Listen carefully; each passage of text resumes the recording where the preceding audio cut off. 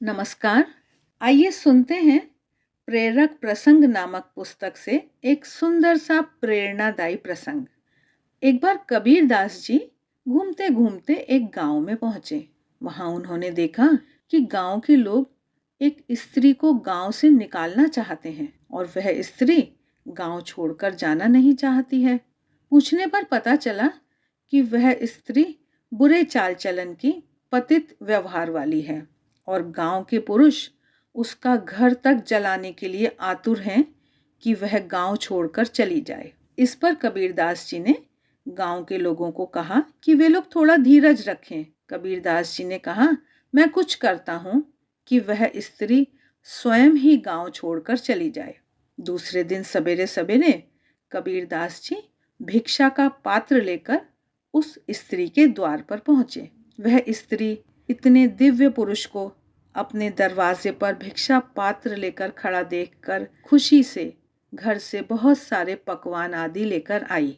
कबीरदास जी ने उसके पकवानों को देखा तक नहीं और उन्होंने उस स्त्री से कहा, मैं यहाँ इन पकवानों की भिक्षा लेने नहीं आया हूँ, बल्कि तुम्हारा मोह दूर करने के लिए आया हूँ। जिस मोह से वशीभूत होकर तुम गलत व्यवहार चाल चलन करती हो, मैं उस मोह को दूर करने आया हूँ। तुम्हारे भीतर जगत जननी का दिव्य रूप है और उसे तुम्हारी कलुषित कामना ने ढक रखा है। मैं उसी आवरण की भिक्षा मांगने के लिए आया हूँ। यह सुन उस स्त्री की आंखों से आंसू बहने लगे। वह बोली, बाबा, यह क्या इतना आसान है?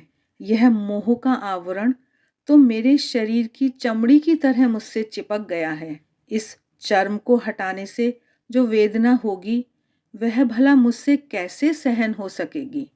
कबीरदास जी ने उस स्त्री से कहा, जब तक मुझे मेरी भिक्षा नहीं मिलेगी, मैं यहाँ से नहीं हटूंगा। अब उस स्त्री ने विचार किया और निश्चय किया कि जो कबीरदास जी कह रहे हैं वह उसका पालन करेगी। लेकिन यह पालन करना तब तक संभव न होगा जब तक वह यहाँ गांव में रह रही है। अतः उसने गांव को छोड़ने का निश्चय किया। उसने अपना निश्चय कबीरदास जी को कह सुनाया।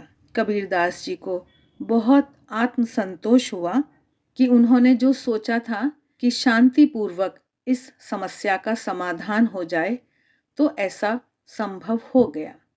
आशा है हम इस कहानी से कुछ न कुछ प्रेरणा अवश्य पाएंगे और अपने जीवन को सुंदर बनाएंगे। इसी मंगल कामना के साथ मिलते हैं फिर। तब तक देखते रहिए देवाक्षर। आपको अगर वीडियो अच्छा लगा है तो लाइक का बटन ज़रूर दबाएं। कमेंट बॉक्स में कमेंट करके बताएं। इससे हमारा भी उत्साह बढ़ता है और हमें और भी अच्छे वीडियो बनाने की प्रेरणा मिलती है। मिलते हैं फिर किसी और वीडियो में। तब तक आप सभी का बहुत बहुत धन्यवाद।